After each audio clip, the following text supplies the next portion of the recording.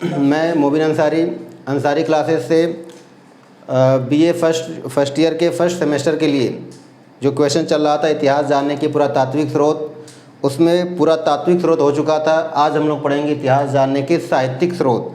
तो आज हम लोग का जो टॉपिक है इतिहास जानने के साहित्यिक स्रोत, तो हेडिंग है इतिहास जानने के साहित्यिक स्रोत। ठीक है, तो क्वेश्चन है इतिहास जानने के साहित्यिक स्रोत का वर्णन कीजिए। अब इतिहास जानने के साहित्यिक स्रोत में हमें जानना है कि ऐसे स्रोत या जो लिखित दस्तावेज हैं जिनसे हमें इतिहास की जानकारी मिलती है उन्हें साहित्यिक स्रोत कहते हैं। लिखित दस्तावेज क्या बताएंगे ऐतिहासिक स्रोत में कि लिखित दस्तावेज, ठीक है,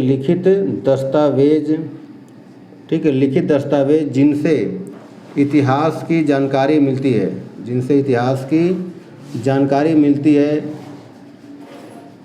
ठीक है, लिखित दस्तावेज जिससे इतिहास की जानकारी मिलती है उसे साहित्यिक स्रोत कहा जाता है। तो हमें बताना है कि ऐसे लिखित दस्तावेज जिनसे इतिहास की जानकारी मिलती है उसे साहित्यिक स्रोत कहा जाता है। साहित्यिक स्रोत को दो भागों में बांटना है। उसको साइलेंट कर देना। दो भागों में बांटना है। पहला है धार्मिक साहित्य। पहला क्या है? धार्मिक साहित्य। ठीक। दूसरा है लौकिक साहित्य। ठीक,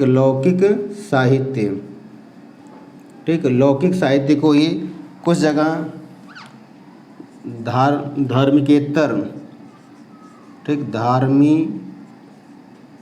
भी कहते हैं। ठीक है, तो हमें जानना है कि साहित्यिक स्रोत को दो भागों में बांटा गया, धार्मिक स्रोत और लौकिक स्रोत। अब धार्मिक स्रोत में क्या क्या जानना है? धार्मिक स्रोत में ऐसे ग्रंथ जो धर्म से संबंधित हों। इनमें सबसे पहले है वेद, ठीक, उसके बाद है महाकाव्य, वेद महाकाव्य, इसके बाद है उपनिषद। ठीक, उपनिषद को वेदांत भी कहते हैं। ठीक, उपनिषद, वेदांत, ठीक, पुराण, स्मृति ग्रंथ इत्यादि। ठीक है, इसका मतलब कि धार्मिक साहित्य में ऐसे साहित्य जो धर्म से संबंधित हों उन्हें धार्मिक साहित्य कहते हैं और इनसे भी हमें इतिहास की जानकारी प्राप्त होती है। इसके अंतर्गत वेद, महाकाव्य, उपनिषद, पुराण, स्मृति इत्यादि शामिल हैं। अब हम लोग सबसे पहले हेडिंग डालेंगे वेद की। तो वेद के बारे में जानना है, तो अब इसमें हमें जानना है पहली हेडिंग जिसका नाम है वेद। ठीक, अब ध्यान से पहले वेद को सुनना है।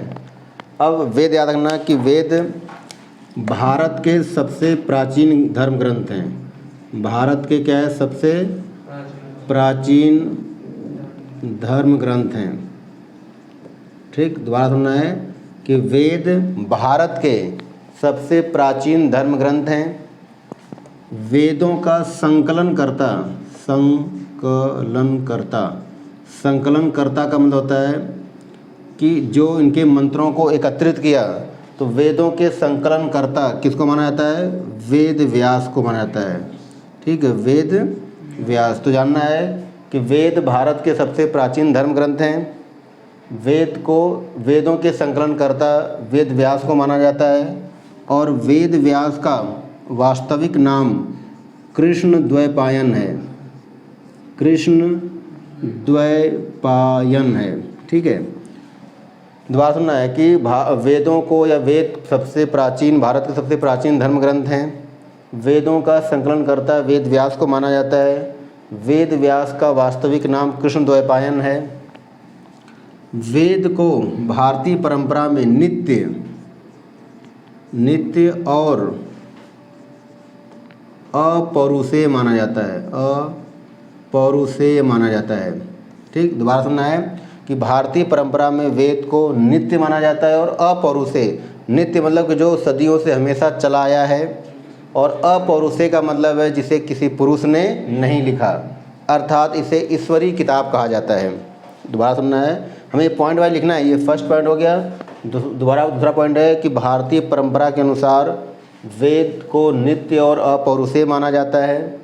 नित्य का मतलब जो सदियों से लगातार चला आ रहा है। अपौरुषेय का मतलब जिसकी रचना किसी पुरुष ने नहीं की बल्कि ईश्वर ने की, इसीलिए वेद को क्या माना जाता है? अपौरुषेय। फिर तीसरे पॉइंट में जानना है कि वेदों की कुल संख्या कितनी है? 4। वेदों की कुल संख्या कितनी है? 4। अब चारों में पहले हम चारों के नाम लिखेंगे। सबसे पहला जो ग्रंथ है वेद है वो है ऋग्वेद। दूसरा है सामवेद, ठीक, सामवेद। इसके बाद तीसरा है यजुर्वेद, ठीक है, यजुर्वेद।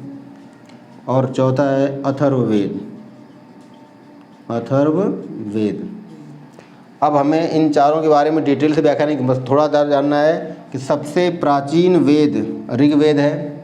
सबसे प्राचीन वेद कौन सा है? तो हमें जानना है कि ऋग्वेद सबसे प्राचीन वेद है, ठीक है, सबसे प्राचीन है। तो यहाँ लिखना है कि ऋग, पहले चारों के नाम लिख देने हैं और उसके बाद बताना है कि ऋग्वेद सबसे प्राचीन वेद है। ऋग्वेद में कुल 1028 श्लोक हैं। बताना है कि ऋग्वेद में कुल श्लोकों की संख्या कितनी है? तो 1028 है। फिर बताना है कि ऋग्वेद में कुल 10 मंडल हैं। ऋग्वेद में कुल 10 मंडल हैं और इन 10 मंडलों में तीसरे मंडल में गायत्री मंत्र का उल्लेख है। तीसरे मंडल में क्या है? ठीक है, गायत्री मंत्र का उल्लेख है। और उसके साथ साथ ऋग्वेद में ही 10 राजाओं, ठीक है, 10 राजाओं के युद्ध का उल्लेख है।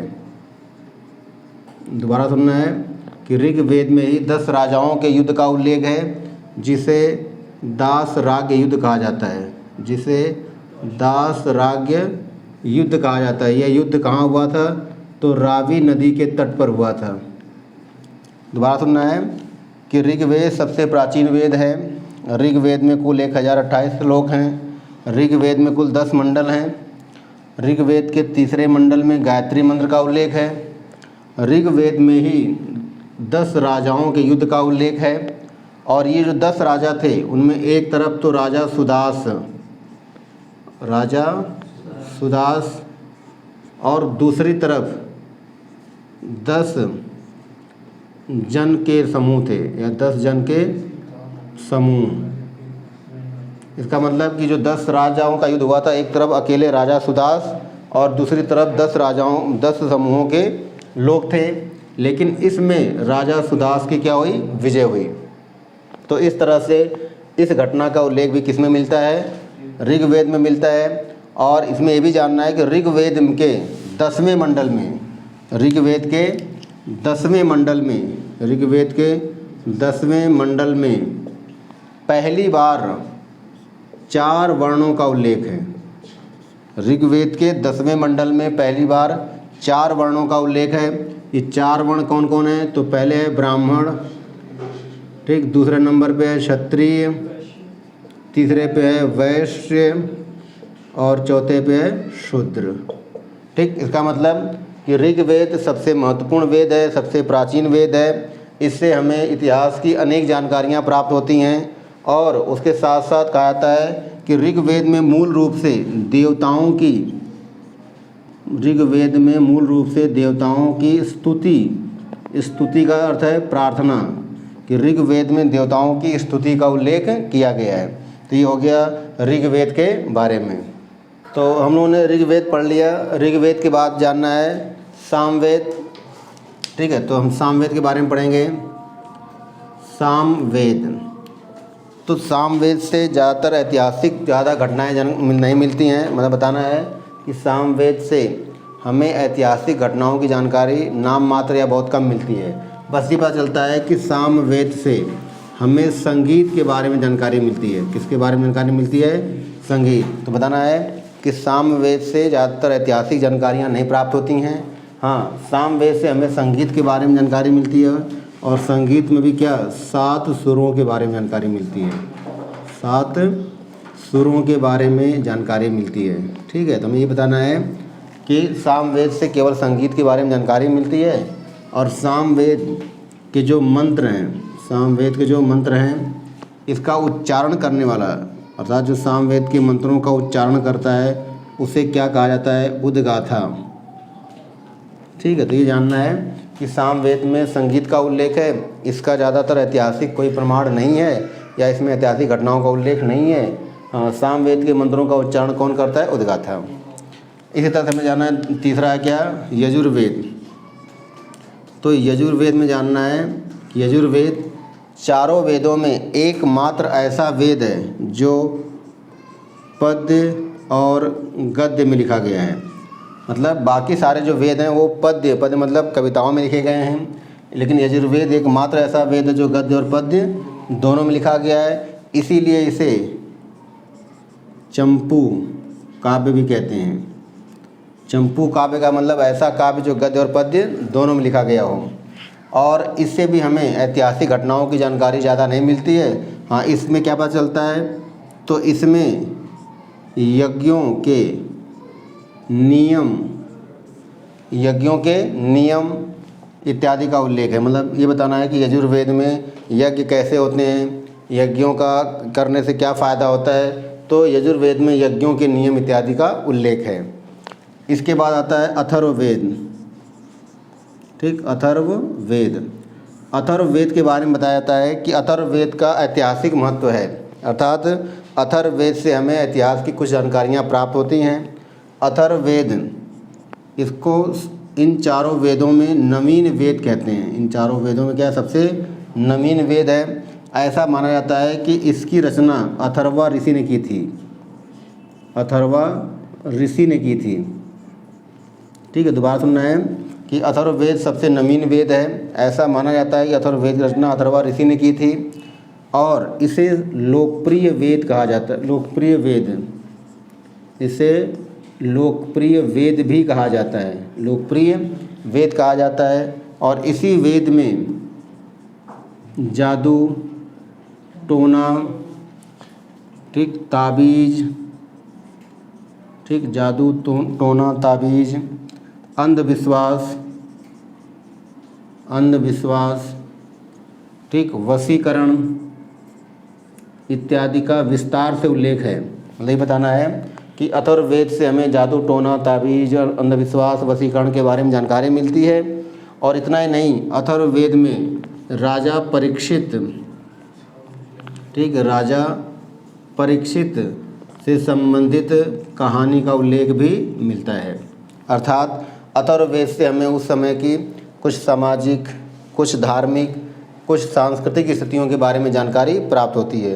तो इस तरह से साहित्यिक स्रोत जानने में जो पहला स्रोत है वेद, इसकी जानकारी हमें पूरी हुई। अब नेक्स्ट जानेंगे महाकाव्य। अब हम लोग पढ़ेंगे, हम लोगों ने वेद पढ़ लिया, चारों वेद, अब पढ़ेंगे महाकाव्य। तो हेडिंग है महाकाव्य। ठीक, तो हेडिंग है महाकाव्य। तो बताना है कि इतिहास जानने के स्रोत में एक प्रमुख स्रोत क्या है? महाकाव्य भी है। महाकाव्यों की कुल संख्या कितनी है? 2। तो महाकाव्य संख्या कितनी है? 2। एक है रामायण, ठीक, रामायण, और दूसरे का नाम क्या है? महाभारत। रामायण और महाभारत। अब हमें ये जानना है कि रामायण को आदि काव्य कहा जाता है। रामायण को क्या कहा जाता है? आदि काव्य। अर्थात सबसे प्राचीन काव्य अगर कोई लिखा गया तो वो क्या रहा था? रामायण। तो रामायण को क्या कहा गया? आदि काव्य। और रामायण के लेखक को आदि कवि कहा गया। रामायण के लेखक को क्या कहा गया? आदि कवि। और रामायण को किसने लिखा था? तो महर्षि वाल्मीकि ने। महर्षि, ठीक, वाल्मीकि ने। ठीक है, वाल्मीकि का असली नाम क्या था? रत्नाकर। ठीक, तो हमें ध्यान रखना है कि रामायण जो कि एक आदि काव्य है, रामायण के लिखने वाले को आदि कवि कहा जाता था। और आदि कवि किसे कहा गया? तो वाल्मीकि को कहा गया। फिर बताना है कि रामायण से हमें उस समय के हिंदुओं, यवनों और शकों, बताना है कि रामायण से हमें हिंदू, यवन और शकों, इनके संबंधों के बारे में जानकारी मिलती है। मतलब ये बताना है कि रामायण में हमें हिंदू, यवन, शकों के मध्य कैसे संबंध थे, युद्ध हुए थे या नहीं हुए थे, ये जानकारी हमें रामायण से प्राप्त होती है। बताना है कि महाभारत दुनिया का सबसे बड़ा काव्य है, सबसे क्या है, विशाल काव्य है। ठीक, महाभारत दुनिया का सबसे विशाल काव्य है। महाभारत के जो रचयिता हैं वो वेद व्यास को माना जाता है। ठीक है, महाभारत के रचयिता किसको माना जाता है, वेद व्यास को माना जाता है। और महाभारत से हमें उस समय की सामाजिक ठीक राजनीतिक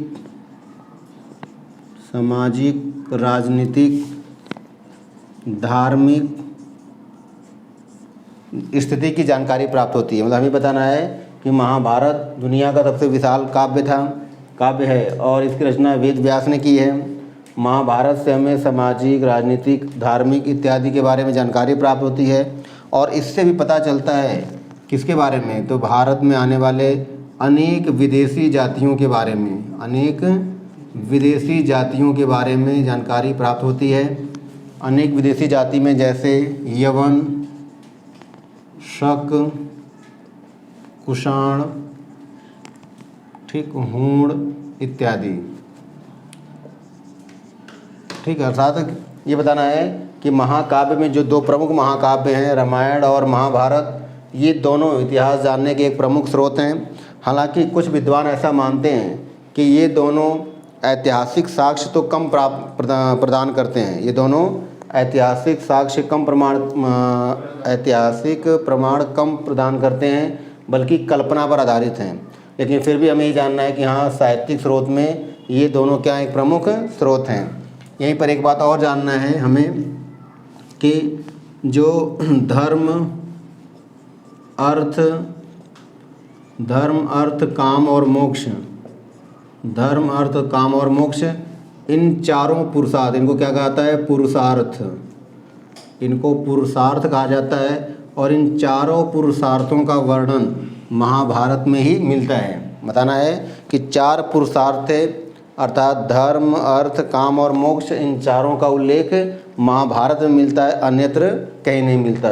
तो इतिहास जानने के साहित्यिक स्रोत में महाकाव्य भी पूरा हुआ। अब इसके बाद हम नेक्स्ट हेडिंग जानेंगे। ठीक है, नेक्स्ट हेडिंग है पुराण। तो हमें बताना है कि भारतीय इतिहास जानने का एक प्रमुख स्रोत क्या है, पुराण भी है। पुराणों की कुल संख्या 18 मानी जाती है। पुराणों की कुल संख्या 18 मानी जाती है। पुराणों में सबसे प्राचीन पुराण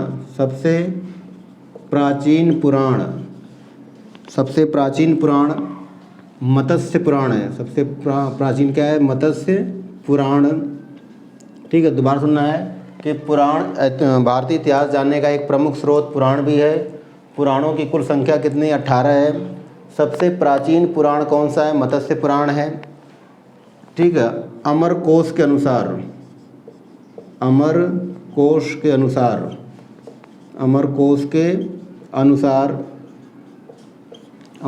अनुसार पुराण के 5 प्रमुख विषय हैं। अमरकोश के अनुसार पुराण के कुल कितने विषय हैं, 5 विषय हैं। अर्थात पुराणों से हमें क्या क्या जानकारी मिलती है, तो वंश के बारे में, सर्ग के बारे में, प्रतिसर्ग के बारे में, मनवंतर के बारे में और वंशानुचरित। तो यहाँ पर बताना है कि अमरकोश के अनुसार पुराण के कुल 5 विषय हैं, जिनमें सर्ग, प्रतिसर्ग, वंश, मनवंतर और वंशानुचरित, जिसमें ऐतिहासिक दृष्टि से वंशानुचरित ही महत्वपूर्ण है, क्योंकि इसमें इतिहास के अनेक वंशों की जानकारी प्राप्त होती है। अब यहीं पर जानना है कि जो ये मत्स्य पुराण है, मत्स्य पुराण से हमें सातवाहन वंश के बारे में जानकारी मिलती है। मत्स्य पुराण से किसकी जानकारी मिलती है, सातवाहन वंश के लोगों की जानकारी मिलती है। और यहीं पर विष्णु पुराण, ठीक, विष्णु पुराण से हमें जानकारी किसकी मिलती है, तो मौर्य वंश की जानकारी मिलती है। यहीं पर वायु पुराण, ठीक, वायु पुराण के बारे में जानना है तो वायु पुराण से हमें जानकारी किसकी मिलती है, गुप्त वंश की। तो इस तरह से बताना है कि भारतीय इतिहास जानने के स्रोतों में पुराण भी एक प्रमुख स्रोत है। पुराणों के जो विषय हैं, ये 5 उनके विषय हैं। इसके अलावा कुछ प्रमुख पुराण हैं जिनसे हमें अनेक वंशों के बारे में जानकारी प्राप्त होती है। तो आज हम यहीं तक, नेक्स्ट पार्ट आगे बनाएंगे। यदि यह वीडियो आपको पसंद आई हो तो लाइक करें, शेयर करें, सब्सक्राइब करें और ज़्यादा से ज़्यादा दोस्तों में तक फैलाएं, ताकि मैं दुगने उत्साह के साथ और सब्जेक्टों की अच्छे से वीडियो बना सकूं। Thank you.